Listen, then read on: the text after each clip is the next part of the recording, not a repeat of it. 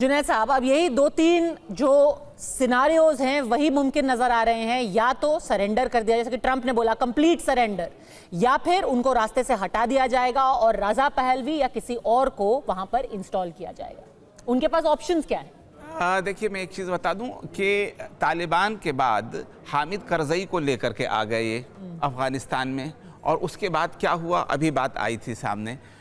मैं कह रहा हूं मोहम्मद रजा शाह पहलवी को जिस तरीके से अब देखिएगा, मोहम्मद रजा शाह पहलवी को जब हटाया गया था तो किसकी मदद से हटाया गया था? उस वक्त फ्रांस भी साथ दे रहा था, खुमैनी का, इमाम खुमैनी का जो है साथ दे रहा था। सवाल ये पैदा होता है कि आप हटा करके क्या वहाँ के पूरे मिजाज को चेंज कर देंगे, क्या पूरे अप्रोच को चेंज कर देंगे, क्या पूरी आवाम को चेंज कर देंगे? ऐसा नहीं है। तो हाँ, अगर आप चाहते हैं कि डिस्टर्ब रहे तो इसमें आप कामयाब ज़रूर हो सकते हैं, जैसे कि इराक को आपने डिस्टर्ब कर रखा है, लीबिया को डिस्टर्ब कर रखा है। यही अगर, तो प्लान रहता है अमेरिका को, जाइए वहां विध्वंस फैलाइए, फिर वहां पर सारा आग लगा करके छोड़ के चले जाइए। यही उनका प्लान रहा है। जी, पर अगर अमेरिका इस पर आमादा दिखाई दे रहा है तो अभी खामेनेई साहब के सामने क्या विकल्प है, ऑप्शंस क्या हैं उनके पास? अब ये तो वहाँ की उनके साथ जो लोग हैं वो क्या डिसीजन लेते हैं, लेकिन मुझे जो समझ में आता है कि इनके पास जंग के अलावा कोई रास्ता बचा नहीं है। जंग के अलावा तो अब फुल फ्लेजेड वॉर होगा। हाँ, ईरान और एक तरफ इजराइल और अमेरिका साथ में। सर, मैं एक स्पैनर फेंक रहा हूँ। अगर अभी आपने रूस की स्टेटमेंट सुनी है, चाइना की स्टेटमेंट सुनी है, रूस, ईरान, चाइना, नॉर्थ कोरिया ये इकट्ठे मिलके रशिया की मदद कर रहे थे यूक्रेन जंग के अंदर। रूस ने बोला है इसका समाधान सिर्फ बातचीत से निकल सकता है। अगर आज के दिन में आयतुल्लाह अली खमैनी ये बोल रहे हैं कि ठीक है हम नेगोशिएट करने को तैयार हैं, हम अपने न्यूक्लियर प्रोग्राम को कैप कर रहे हैं, फिर क्या होगा?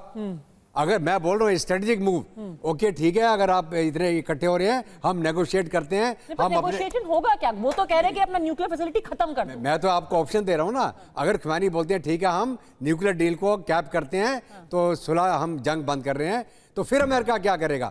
आज के दिन में अमेरिका के अंदर 60% लोग अमेरिका की जंग में शामिल होने के लिए तैयार नहीं है, 70% रिपब्लिक भी तैयार नहीं है।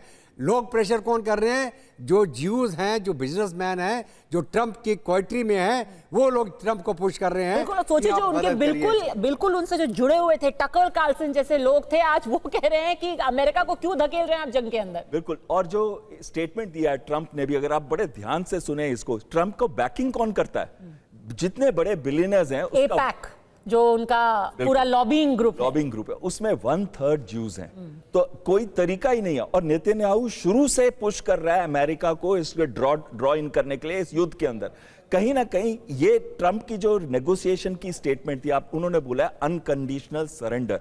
मुझे आप बताइए, कोई आपको बोले किसी चीज के लिए डील करने के लिए, तो आप क्या और वर्ड यूज करे आपको अनकंडीशनल सरेंडर करना है, तो कोई भी देश में एग्री करेगा, कोई भी लीडर एग्री करेगा, वो कहेगा ठीक है अब एंड तक हम लड़ेंगे जब तक हमारे अंदर जान है। और सबसे अजीबोगरीब बात इसमें यह है कि वो पूरी दुनिया में कह रहे हैं ट्रेड कर लीजिए डील करा देंगे, ट्रेड कर लीजिए डील करा देंगे। यहाँ वो कह रहे हैं सरेंडर कर दीजिए नहीं तो जंग कर लेंगे। नेगोशिएट कर रहे हैं, कह रहे हैं कि हम नेगोशिएट करने को तैयार हैं, लेकिन आप युद्ध बंद कर दीजिए या जो भी कीजिए। तो सवाल ये है कि एक और तो आप कह रहे हैं कि आप सरेंडर कर दीजिए अनकंडीशनल।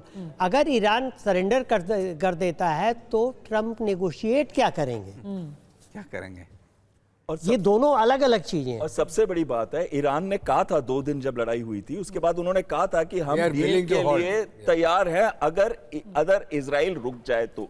इजराइल अटैक करना, तो ये ना इजराइल चाहता है ना अमेरिका चाहता है जितनी बर्बादी हो जाए ईरान के अंदर वो उसके लिए भी अच्छी है, सभी के लिए अच्छी है। लेकिन डील करना अगर उसको होता तो ऐसे शब्द कभी भी नहीं यूज करता। और क्या जो डोनाल्ड ट्रंप कह रहे हैं वो खुद भी एक गीदड़ भपकी है, क्योंकि जैसे कि दत्ता साहब ने कहा, ऐसा नहीं है कि उनको सबका सपोर्ट मिल रहा है। जॉर्ज बुश को आपको याद होगा, उस वक्त पूरा देश उनके साथ खड़ा हुआ था, नेटो उनको बैक कर रहा था। लेकिन आज के दिन लोग उनसे पूछ रहे हैं, जिस न्यूक्लियर वेपन की आप बात कर रहे हैं, खुद आपकी director of intelligence Tulsi Gabbard ने मार्च के महीने में एक बयान दिया था, कहा था हमारे पास कोई सबूत नहीं है कि ऐसा कुछ न्यूक्लियर वेपन मिल रहा है।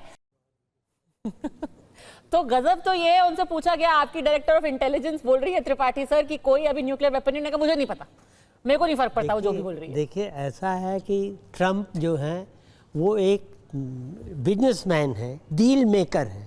वो डिप्लोमेसी को भी डील समझते हैं सबसे। पर सर न्यूक्लियर बटन पे तो उंगली उन्हीं की है ना। है वो ट्रेडर ठीक है, पर बटन तो उनके हाथ में है। अनफॉर्चुनेटली जो बादशाह सलामत है उनके दिमाग में कुछ नहीं है कि किस तरह से बिहेव पर फिर हमारी दुनिया सलामत है उनके रहते हुए? नहीं है। वॉर में जब हम एंटर करते हैं, एंटर करना बहुत आसान है, लेकिन वॉर से निकलना बहुत मुश्किल है। और ट्रम्प ने क्या ये सोचा है? Has he thought this through? Exactly यही पॉइंट पे मैं आना चाहता हूं कि अगर रशिया यूक्रेन को देखें, पहले अमेरिका ही भड़का रहा था, और जब डील होने वाली थी 2022 के अंदर रशिया और यूक्रेन में, तो अमेरिका नहीं रोका था वो डील, बिडेन नहीं मना की थी वो डील। अब देखिए आज वो सिचुएशन है, 3.5 साल होने वाले हैं और आज तक वो रशिया का, और जब से इन्होंने कहा था कि 24 घंटे में मैं रशिया यूक्रेन युद्ध को बंद करा दूंगा, पर हुआ क्या?